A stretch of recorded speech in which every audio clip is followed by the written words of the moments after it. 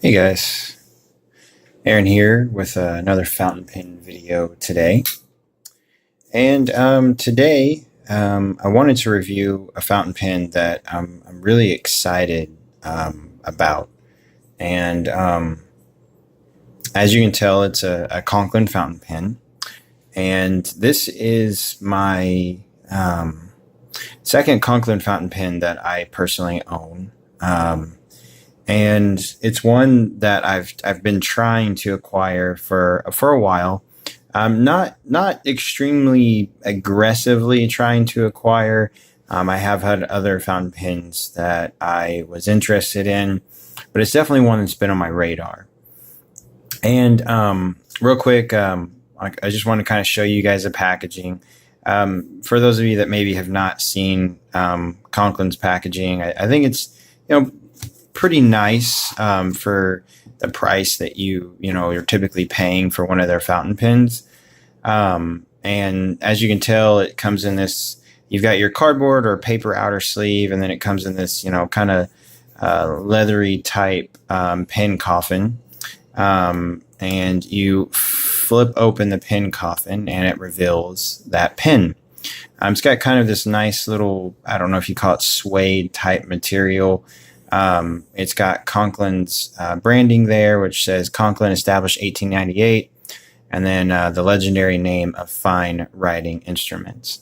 And already you can see what type of pen it is. And the pen itself is the Conklin Crescent filler. Real quick, I'm going to take the pen out and just set it to the side for just a moment. Show you what's underneath. You've got an instruction card on how to fill the pen, as well as just a little bit of information about the crescent filler.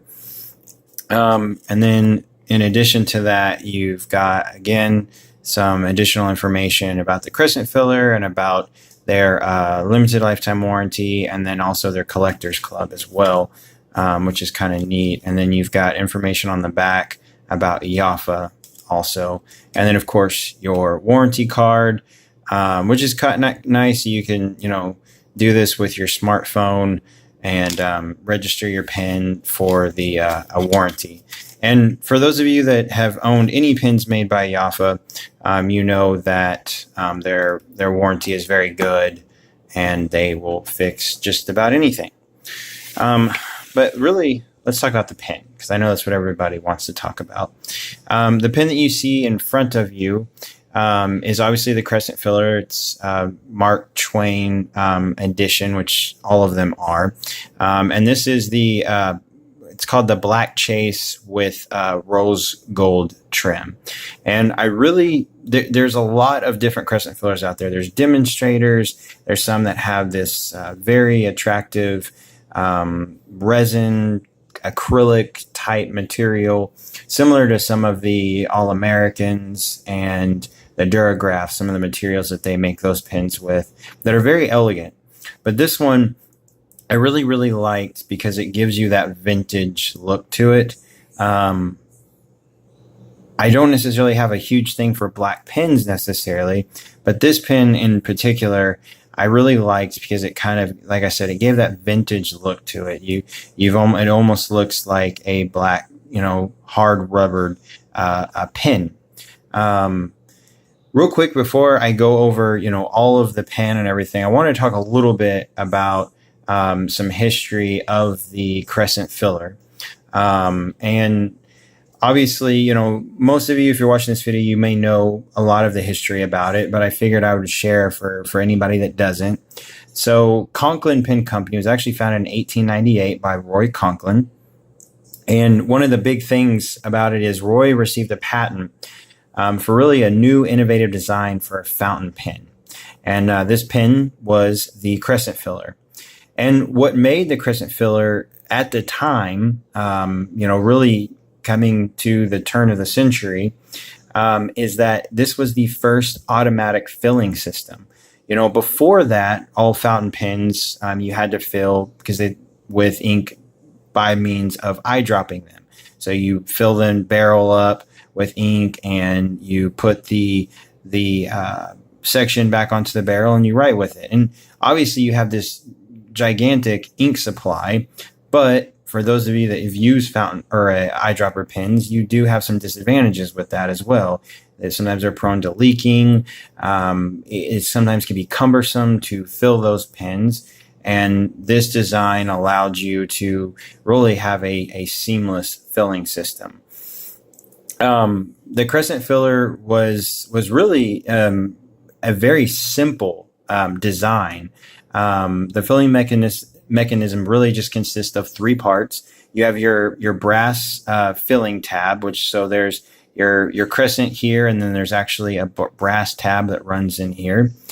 You've got your rubber ink sac. So in your vintage pens, they would have had a rubber ink sac like most other vintage pens. And then you've got your locking ring, which is this piece right here, which obviously at the time would have been made out of a hard rubber material.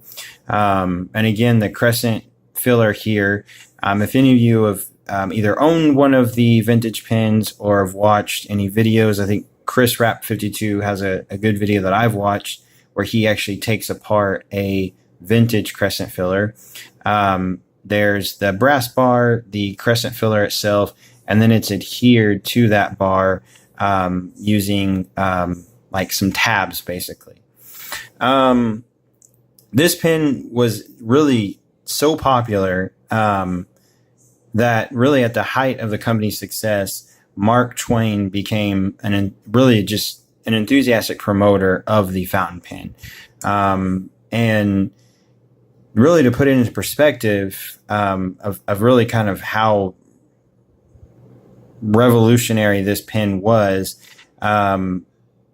is that other companies were literally kicking themselves because they did not come up with this design before Conklin did. And again, to put into perspective, everything before that was an eyedropper type filling system or an eyedropper filling system. Now, obviously, like anything, there's always, pros and cons to everything. So,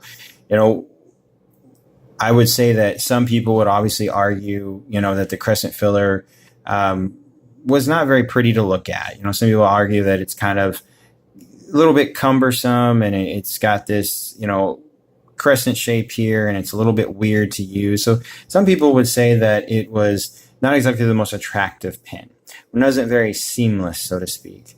But nonetheless, it was obviously a massive success because it really answered everyone's concerns at the time about fountain pens. It really didn't leak like an eyedropper pen was prone to do. It wrote with great ink flow. And it was so much easier to fill than its predecessors. And Conklin's production of the pen lasted from about 1901 to about the mid 1920s. And really what, halted the pen and also what kind of hamstringed Conklin as a company was that a lot of the other major pen companies such as Parker, Waterman, Schaefer had really developed, better filling type systems. And they were much more seamless and they were offering, also other types of materials and things of that nature. So what made Conklin so successful, the Crescent filler, also was partially part of their demise because they didn't really change their pen designs enough to kind of meet the demands of the current market. So there's just some general history about the pen. In one of my previous reviews, I reviewed the Conklin All-American, the Brownstone. I talked a little bit more farther into Conklin's history. So if you guys are interested in that, you can obviously watch that video. Like most pen companies, you could literally do several videos over the history of some of these pen companies. Now, as for the pen that you see in front of you, this is, to me, a very elegant looking pen. And like I said before, it definitely looks like a vintage fountain pen. And I want to start at the the top of the pen. So you've got a rounded cap finial, and you see that texturing, that chase texturing in the pen itself, and it definitely feels nice when you're rubbing your hand across it. Now, as far as the clip, you'll notice the clip has Conklin on the front of it, and it's a clip that you can press. I wouldn't say it's obviously spring loaded, but it does work very well. It's very, very easy to insert into a shirt pocket or simply put over a pen sleeve or a pen case. And it does a very good job as far as that goes. Now, you'll see your cap band here has Conklin on the front part. And then if you turn it over, you see Mark Twain on the back. And I like the fact it's a very fat or large cap band. I also like the fact that it's down towards the bottom of the pen. You're not going to have to worry about any of the material cracking or anything like that. So I think it's a nice design. Moving down the barrel, again, you see the same type of material down the barrel, and then you get to the crescent filler. As far as operating the crescent filler, I do have ink in this pen, but it is very easy to operate. You just simply turn your knob right there, and then once you get it lined up with the crescent, you simply compress or push down the crescent, and you do that right before you put it in the bottle of ink, or as you're putting it into the bottle of ink, and then you decompress that, and that ink sac, then all that air sucks in the ink and it fills up the ink sac. And when you're done, you just simply turn that back around. So that way you're not by accident pressing the crescent and expelling ink all over your paper or clothes or wherever. Looking at the end of the barrel, again, no any distinguishing markings, nothing on here, just kind of rounded off at the very end. And really, that's the outside of the pen. As I said before, I think that the fact that they kind of went with a rose gold type finish on the metal, I really liked. You can see on the crescent filler, it does say Conklin, and I'll flip that around. I forgot to show that. So it says crescent filler, and then of course trademark on there. So again, really interesting design with the pen. As far as taking off the cap, you've got one full turn to take off this cap. It reveals that section and nib. And as far as the threads for the barrel, they're fairly shallow. And if you're somebody that holds your pen up high, to me, I can barely feel them at all, and they're not discomforting. You'll notice that you've got, again, another metal band here, which is, again, in the rose gold color. Now, your actual section is going to taper down until you get to the very end and then flare out. And it kind of gives you that vintage kind of feel for the section. Now, the nice thing about it is the section is obviously bigger than most of your vintage fountain pens. And then looking at the nib, it's one of your just standard Conklin steel nibs. You'll notice that it states on there Conklin, and then Toledo for Toledo, Ohio, and then USA. And then, of course, it has that standard crescent-shaped breather hole, which I think is a really cool touch on these modern fountain pens. Now, if you flip it over, you'll see the back side of it. You'll see that number 7 in the feed. And this is a medium nib. And obviously, like all the other Conklin fountain pens, if you own one, the nib is very easily removed. It just simply screws out, and you can technically change out the nib. Or if you want to get an aftermarket nib for it, such as a Conklin broad or a fine or extra fine, you can do so. So as far as the pen goes, first and foremost, what did I pay for the pen? I paid $69 altogether for the pen. So I got a relatively good deal. Now, though there is a wide price range for these fountain pens based off of what material and finish you're buying for the pens. A lot of the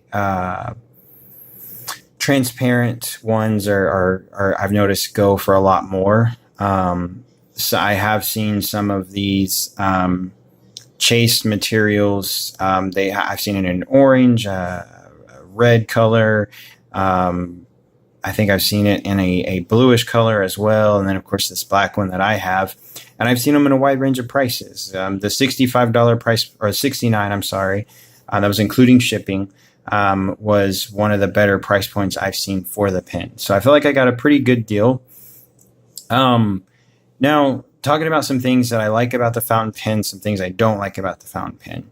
I will say that, I love the look of the pen. While some people, and I've heard some people say that the Crescent filler just is not a very attractive pen. For me, number one, I would love to own a vintage one at some point. Number two, I think it is a great piece of history, knowing that it was the first self-filling fountain pen ever made. And I think that the Crescent filler is a really cool design.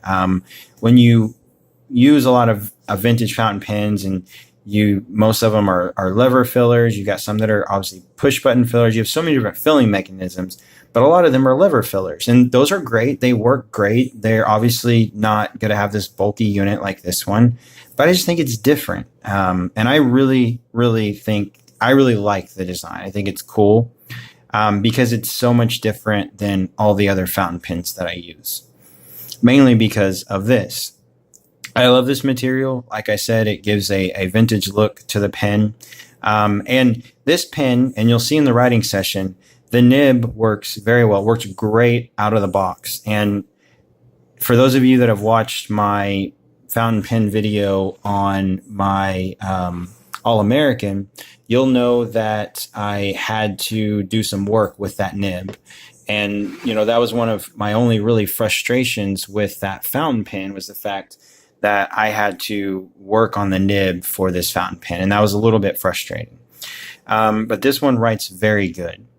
My only really, I would say, dislike, and I don't know if I call it a dislike, maybe more of a concern, is the clip itself. And so I was going to show you guys. So on the All-American here, you'll notice that it's got basically the same type of clip. But one of the things that concerns me a little bit is there's a much larger gap from, in between the cap and the clip on the Crescent filler. And I guess my main concern is that if over time, is this metal going to bend, and the clip is going to be basically deemed, I don't want to say useless, but difficult to use would be my better example. It doesn't really feel as like it's going to last as long as it does on my All-American. And again, it's basically, it's the same clip design, but that gap just concerns me. And to me, I'm kind of really stretching a dislike and trying to needle at the pen, but that's really my only concern. I have seen a couple videos or a couple reviewers that have complained about the clip when they put it through a thicker material, such as a jean pocket, that the clip bent out, or this metal piece right here bent out, and then the clip was kind of stuck in this position right here. So it is a concern of mine. Again, it may be something that will never happen, but just something that I wanted to mention. Obviously, for sizing comparisons, real quick, we'll bring the brownstone back in, which is a pretty large pen. About the same in length, but the brownstone obviously is much girthier. And then I will also bring in a pen that a lot of people are familiar with, which is the Pilot Metropolitan. And you'll notice that the Conklin is a little bit longer and obviously more girthier. So it's a good size pen. It is a pen that I don't feel like needs to be posted in order to use. For me, it fits in my hand very well. Although if you want to, you can post the pen. For me though, it does feel just slightly back heavy. It didn't bother me an extreme amount, but this is not a pen that I'm typically going to post. Well, as far as the review goes, guys, that is it. Up next, I'm going to do a writing sample with the pen, and then we will conclude from there. See you guys in just a moment. All right, guys, we are back. And as I stated before, this is the Conklin Crescent filler.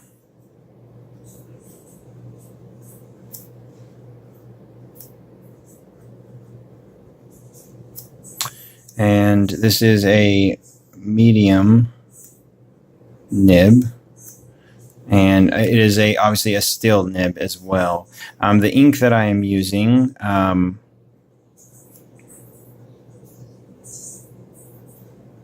is Visconti red. It's a little bit more of a saturated red, but it's not my favorite red in the world, but I thought it would be kind of nice to use with this pen. Now for a additional writing sample.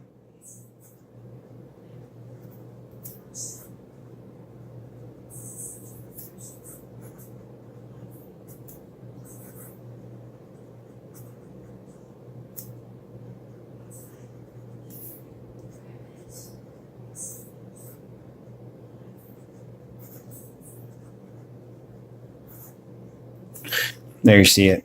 It's a, I wouldn't say it's a gusher, but this is definitely a wet writer. I really like the medium nib. To me, this one is a little bit of a thicker line than my All-American, which is a medium nib as well. And this Visconti ink definitely dries very fast, and so I would say if I had some other ink in it, maybe even a Waterman, it would probably be even a wetter pen. Another cool thing about the pen is that, like my All-American, you can get some line variation. I'm not going to push it an extreme amount, but again, you can get some line variation with this pen, which I think is a really cool touch, especially for a steel pen. Obviously, it's not like a vintage nib, but again, I think it's a cool touch. I really like the pen. As I stated before, there's really not a lot that I dislike about the pen at all. I hope you guys enjoyed this review. I hope if you guys own one of these pens, definitely comment down below and tell us what you think about it. If this is a pen you're thinking about getting, I would definitely consider it. I'm going to put a link in the description to tell you the vendor I got it from on eBay, or the seller, I'm sorry. And that way, if you guys are interested in it, you can maybe contact them and see what they can do for you. Guys, I hope you guys have a wonderful evening, day, whatever time of the day it is. And I will see you guys next time with another pen video. Have a great day.